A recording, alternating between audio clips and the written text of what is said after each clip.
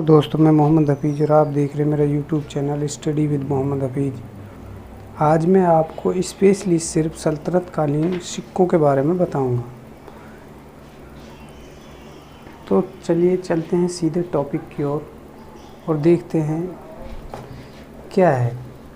देखिए, जो सल्तनत कालीन सिक्के थे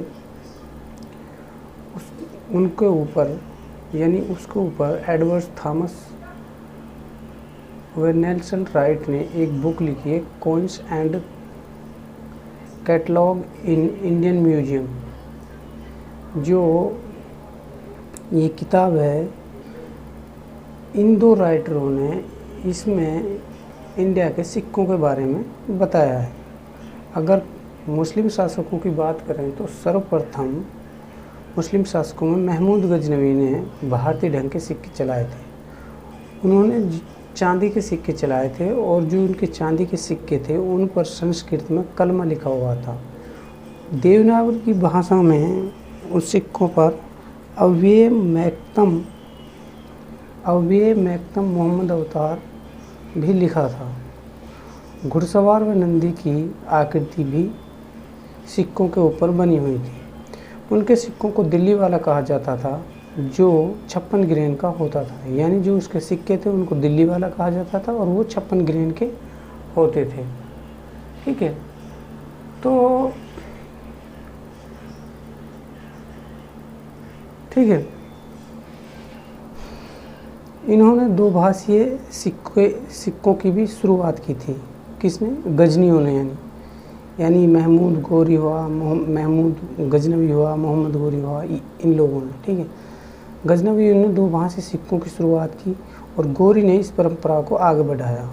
और जो गोरी के सिक्के थे वो दिल्ली वाला कहलाए, जिन पर हिंदू देवी लक्ष्मी और मोहम्मद बिन शाम लिखा हुआ था। यानी जो हिंदू देवी थी लक्ष्मी, उसकी आकृति बनी हुई थी सिक्कों पर और मोहम्मद बिन शाम लिखा हुआ था। उसके बाद जो इल्तुतमिश था और कैकुबाद था, उन्होंने भी इस परंपरा को कायम रखा। किस परंपरा को? दो भाषीय सिक्कों की परंपरा को। किसने?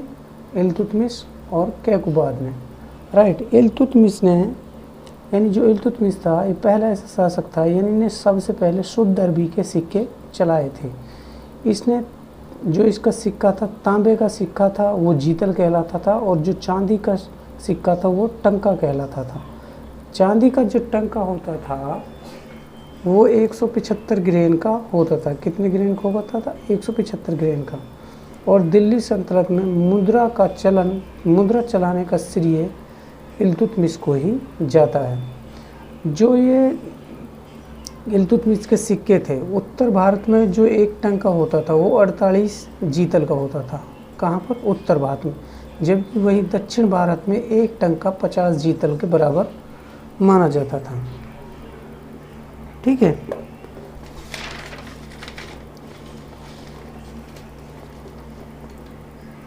अगर इल्तुतमिश की बात करें तो इल्तुतमिश ने एक सिक्का चलाया था शहर नाम का। इल्तुतमिश ने एक सिक्का चलाया था। किसका? शहर नाम का सिक्का चलाया था इन्होंने। ठीक है, ये जबकि इसका जो सबसे छोटा सिक्का होता था उसको क्या कहते थे? अदल कहते थे। इन्होंने अपने सिक्कों पर बगदाद के खलीफा अल मुत्तसिर का लेख लिखवाया था। ठीक है, इल्तुतमिश के सिक्कों पर शक्तिशाली सम्राट, धर्म, राज्य का तेजस्वी सूर्य सदा विजयी हो आदि भी ये अंकित करवाता था अपने सिक्कों पर। कौन? इल्तुतमिश। शक्तिशाली सम्राट और धर्म व राज्य का तेजस्वी सूरज सदा विजयी हो, इल्तुतमिश ये अपने सिक्कों पर लिखवाता था। ठीक है, अगर वहीं बात करें हम अलाउद्दीन मसूद की।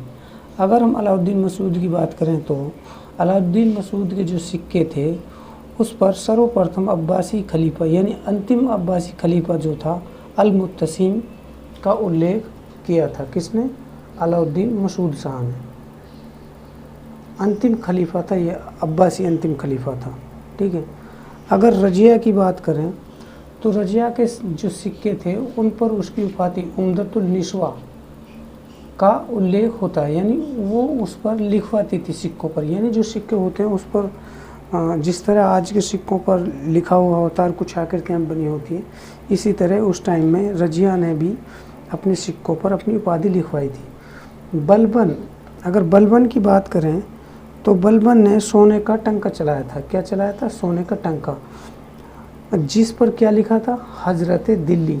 जिस पर क्या लिखा हुआ था? हजरत दिल्ली। उसने दुगाने ग्यासी नामक सिक्का भी चलाया था। किसने? बलबन ने। ठीक है। अगर अलाउद्दीन खिलजी की बात करें तो अलाउद्दीन जो खिलजी था उसके जो टकसाल का अधिकारी था वो हिंदू अधिकारी था, ठाकुर फेरू। क्या नाम था उस अधिकारी का? ठाकुर फेरू।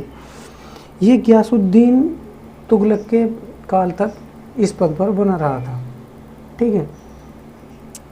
एक वहीं पर एक अन्य अधिकारी भी था, उसका नाम था सदराना। क्या नाम था? सदराना। ठीक है। अगर ठाकुर की आगे बात करें हम, ठाकुर फेरू की, तो इन्होंने एक पुस्तक लिखी थी दरवे परीक्षा। क्या लिखी थी? दरवे परीक्षा। ठीक है।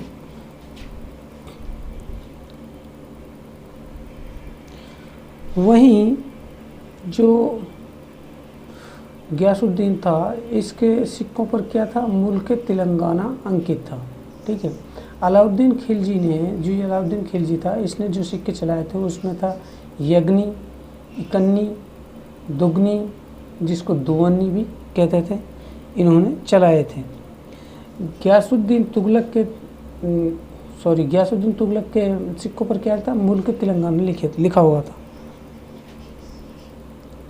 मोहम्मद बिन तुगलक की बात करें तो इसको मुद्रा शास्त्री कहा जाता है। एडवर्ड थॉमस ने इसको प्रिंस ऑफ मनियर्स कहा है। क्या कहा है? प्रिंस ऑफ मनियर्स कहा है। इनके सिक्कों पर तख्ता दिल्ली लिखा होता था, तख्तगाह दिल्ली लिखा होता था, या तख्तगाह दौलताबाद, ये दो वर्ड इसके सिक्कों पर लिखे होते थे। किसके? मोहम्मद बिन तुगलक के सिक्कों पर तख्तगाह दिल्ली और तख्तगाह दौलताबाद। इसके काल में चांदी की कमी हो गई थी। क्या हो गई थी? चांदी की कमी हो गई थी, इसलिए इन्होंने 1330 में सांकेतिक मुद्रा का प्रचलन किया था। कब? 1330 में। राइट। यानी मोहम्मद बिन तुगलक ने चांदी के साथ घटिया धातु मिलाकर टंका स्याह या काला टंका चलाया था। ठीक है। जो दोगानी सिक्का था वो चांदी का सवाई टंका, मोहम्मद बिन तुगलक ने क्या किया? एक तो दोगानी सिक्का चलाया और एक चांदी का सवाई टंका चलाया था। जो मोहम्मद बिन तुगलक के सोने के सिक्के थे, यानी जो सोने के सिक्के थे, जो सोने के सिक्के कौन से थे? दिनार जो इसके थे वो 200 ग्रेन के थे, जबकि जो चांदी का अदली था वो 140 या 144 ग्रेन का होता था। यहीं पर लल्लन जी गोपाल हैं जो, वो क्या कहते हैं कि जो सोना चांदी का अनुपात था इसके काल में, यानी लल्लन जी गोपाल क्या कहते हैं, वो 1:15 का था, जबकि राइट इसको 1:10 बताते हैं।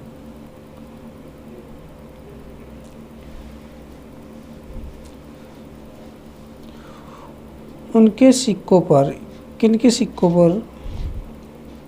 मोहम्मद बिन तुगलक के सिक्कों पर अंकित था क्या?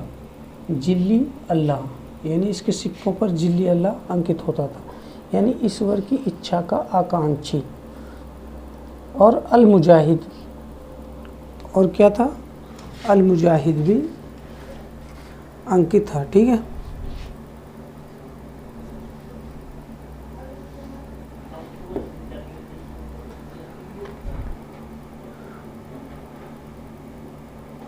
वहीं गयासुद्दीन का नाम क्या मिलता है सिक्कों पर? अल शहीद। अफीफ क्या कहते हैं कि फिरोज तुगलक ने अद्धा यानी जीतल, यानी अद्धा जो जीतल का चौथाई भाग था, जीतल का चौथा भाग क्या था? भिख। ठीक है। चहलो अस्तगानी, हस्तगानी, ये 48 जीतल का होता था। हस्तगानी 8 जीतल के बराबर होता। दहगानी 10 जीतल के बराबर। दिज दहगानी,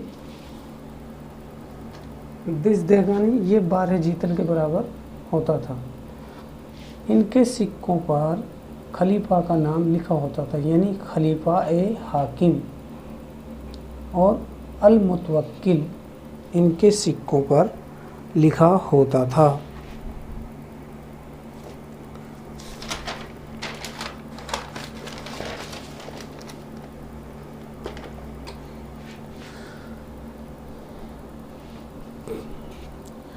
फिरोज शाह तुगलक जो था, जो फिरोज शाह तुगलक था, उसके सिक्कों पर उसके पुत्र व उत्तराधिकारी फतेह खां का नाम अंकित होता था। किसके सिक्कों पर? फिरोज शाह तुगलक के सिक्कों पर। जबकि जो ये था खान जहां जो मकबूल था, इन्होंने फिरोज के जो सिक्के थे उनको क्या कहा था? कुंवारी पुत्री की तरह बता था। कौन? खान जहां मकबूल। इसका जो टकसाल अधिकारी था वो कजर शाह था। किसका? फिरोज शाह तुगलक का। अगर बहलोल लोदी के सिक्कों की बात करें तो इन्होंने बहलोली सिक्का चलाया जो 6 जीतल के बराबर होता था, यानी टंका का 40वां भाग। उत्तर भारत में ये अकबर के काल से पहले तक विनिमय का मुख्य साधन था। ये शेरशाही व अकबरी दाम के बराबर होता था। कौन सा सिक्का? बहलोल लोदी ने कौन सा है? बहलोली सिक्का। सिकंदर लोदी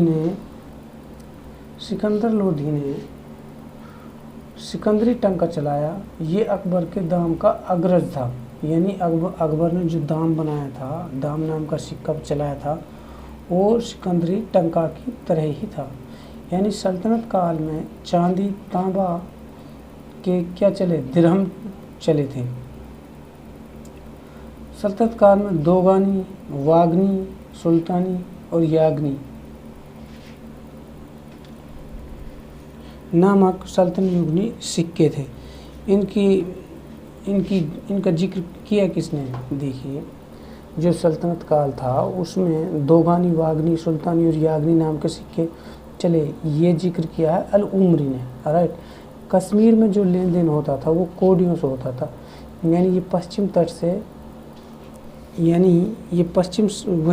तट से शुद्ध चांदी के लारी सिक्के जो कि देश विदेश में भी मान्य थे। ठीक है, विदेश में भी मान्य थे। अगर आपको मेरा वीडियो अच्छा लगा हो तो लाइक करें, शेयर करें, सब्सक्राइब करें। धन्यवाद।